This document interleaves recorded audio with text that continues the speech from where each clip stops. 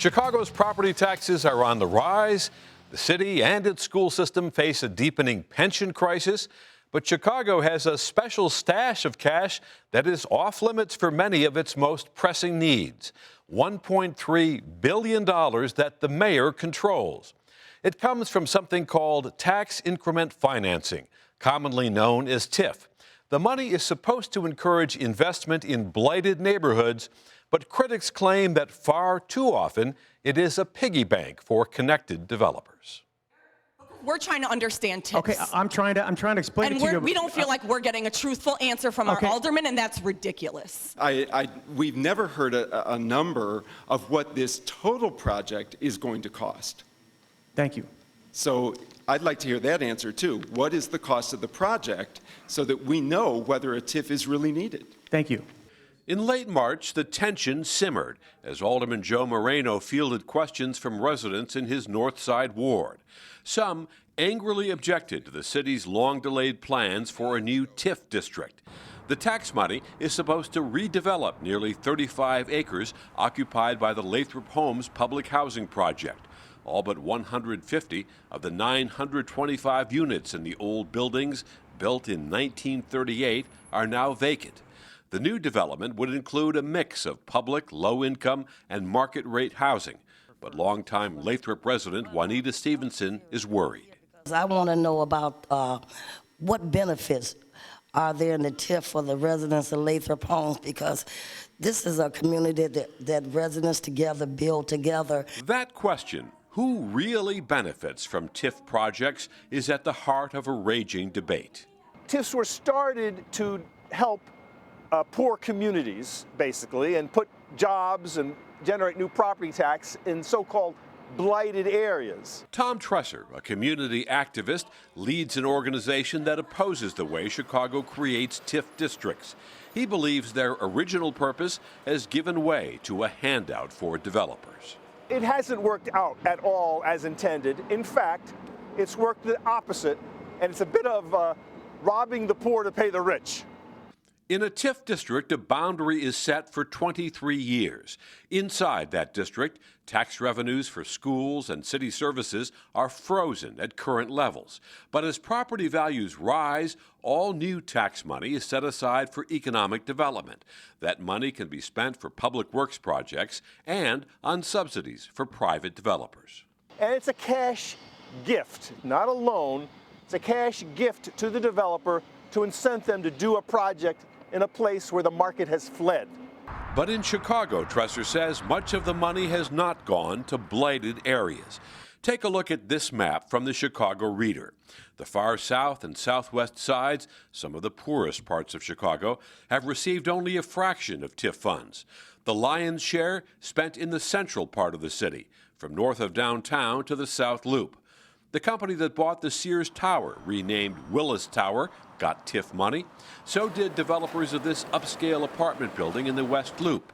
And now, a new Marriott hotel at the South Loop site of DePaul's new basketball arena will get the gift of TIF, too. Why do we need to give a billionaire corporation $55 million of hard-earned property taxes at a time when we've closed schools and so many other essential services? Why can't they build that hotel by themselves? Mayor Emanuel insists his administration is reforming the way TIF money is spent after abuses in the Daley years.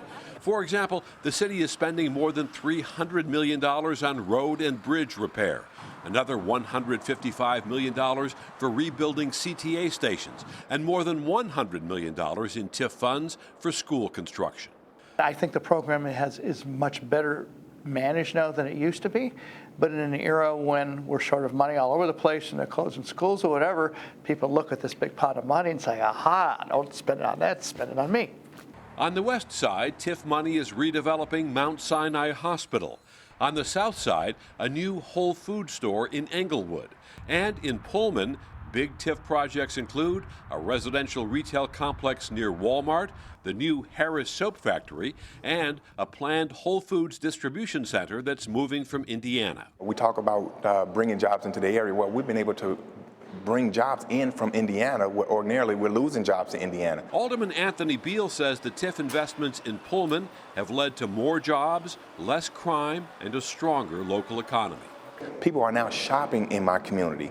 They're working in my community once again. So we've been able to leverage tip dollars with private corporate dollars in order to help revitalize a particular community.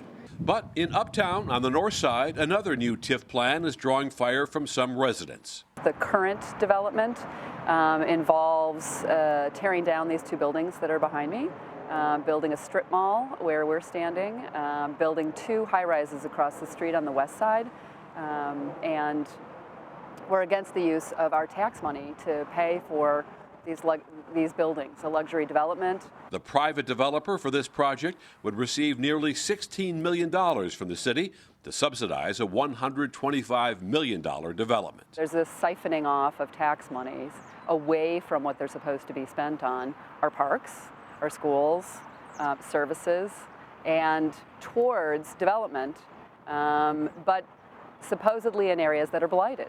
Right? So I guess, also my question would be, does this look like a blighted area? But blight may be in the eye of the beholder. At the crumbling Lathrop Homes site, the city has given a green light to spending TIF money on redevelopment, but it is a sensitive subject for Alderman Moreno, so sensitive that when our producer tried to ask him about it, he walked away. Okay. Those folks would know. Okay, I gotta go. Mayor Emanuel says he is now phasing out 7 TIF districts in the downtown area. And joining us now to talk more about TIFs and other big stories are Chris Lentino, manager of Chicago outreach for the Illinois Policy Institute, Doma T. Pongo, news anchor for WVON AM 1690, and Abe Scarr, director of the Illinois Public Interest Research Group, and welcome everybody.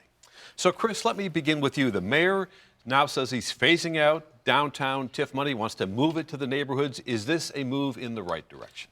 Well, we have to remember what TIFs really are. Again, the idea is that it's supposed to revitalize economically blighted areas. And that's really well-intentioned, but well-intentioned things don't always work out as they're planned. Especially in Chicago. Absolutely. and we see that specifically with Lathrop Homes. So Lathrop Homes is a public housing development on the north side that has been neglected. And what the mayor would like to do is redevelop it with mixed-use housing. Now, because it is a public housing development, that land is completely tax exempt. So when this new market rate housing comes in, 100% of those tax dollars are going into the TIF. They're not going to the parks. They're not going to CPS. And that's a problem. And what we see is that TIFs are just a bad idea because they're siphoning off and diverting funds from the taxing bodies that desperately need them. But we saw Doma T. in Pullman. The alderman says, look, TIFs have brought development to a blighted area with the Walmart, with the Harris factory, with the Whole Foods distribution center. He says crime is down, employment is up, he's got a more stable community. Don't TIFs make sense for areas like that? Absolutely. I think if done correctly, this would be something that the city needs.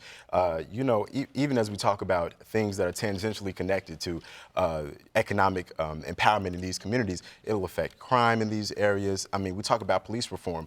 These areas wouldn't have to be as aggressively policed if there were some economic opportunities going on in these areas. To say that TIFs are a bad idea altogether, I don't think it's a bad idea. The way it's being executed is what's most troubling. And a lot of these developers wouldn't come to these communities if not for something like TIFs. Well, that's an important point, Abe. I mean, would these areas like Pullman, would they even be developed if it were not for this TIF money? Not necessarily, or some economic development money in general. And that's really what we're talking about, is economic development. And the problem with TIFs is that instead of us starting with a plan for the whole city and looking at the needs of the whole city and the needs of the neighborhoods and where we really do need to invest and where private investment would not occur but for some public investment as well, instead of doing that in a holistic way, it's done in this rather untransparent, piecemeal process that isn't governed by a deliberative democratic process. And so we have some projects that are worthwhile and then others that are quite questionable. And there's been a lot of concerns because of that over the years. But I guess the bigger question is the movement now in the right direction. We saw during the Daley years, frankly, some abuse where all the TIF money was going downtown to some very wealthy developers. And now it does seem to be going out into the neighborhoods a little bit more under this new plan from Ron. Well, absolutely. But when we're talking about Lathrop Homes, let's be very clear about this. We are not talking about a blighted area. We are talking about an area just outside of Lincoln Park where the land value is quite high. So we're not talking about redeveloping a blighted area. We're not talking about Pullman. We're not talking about Gresham. We're talking about just outside of Lincoln Park and spending a lot of money in that area. And again, bringing it back, the reason why TIFs are such a bad idea is because ultimately the people who end up paying for these TIF projects are the taxpayers. Because that money, again, is not going to the taxing bodies. Do you think the city would be better off without TIF altogether? Absolutely. Absolutely. There is no doubt that the city without TIF would be better off simply because the taxing bodies would be able to get their share of the tax dollars, allowing the tax levies, which are currently exorbitant in the city of Chicago, to come down for regular homeowners. Everybody, whether or not they live in a TIF district, is paying for TIFs. And there are a lot of areas in this city that are not a part of a TIF district and are not getting any share of that money, but they're definitely paying for it. All right, let's move on. Go ahead. Really quickly, what we're dealing with here is you're looking at 48% of the TIF money going to an already wealthy area. You make a good point that these areas are not blighted communities. So why is it incumbent upon the city to invest in an area that is not blighted? We need to take those funds and put those in other areas of the city. If Inglewood doesn't look like Ravenswood, the whole city suffers. And I think that's why TIF districts, if done correctly, is something that could really empower some of these communities that are being underserved right now. This is one of those subjects that we could go on for hours about.